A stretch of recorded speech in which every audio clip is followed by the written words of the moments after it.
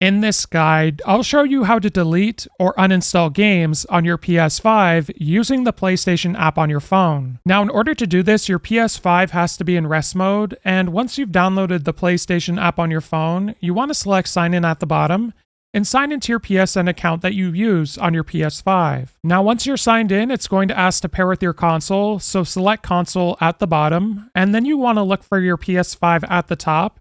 And once you've selected it, you can press Confirm at the bottom.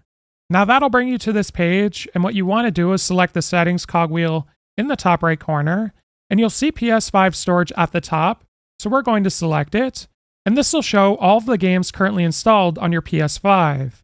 So at this point, it's simply a matter of selecting the games you want to delete, and once you've done so, you can delete game at the bottom. Now it's going to give you this warning if you're sure you want to delete it. I'm going to press delete again at the bottom. So after about 15 seconds, the game was successfully deleted. If this guide was helpful, like and subscribe, and we'll see you in the next one.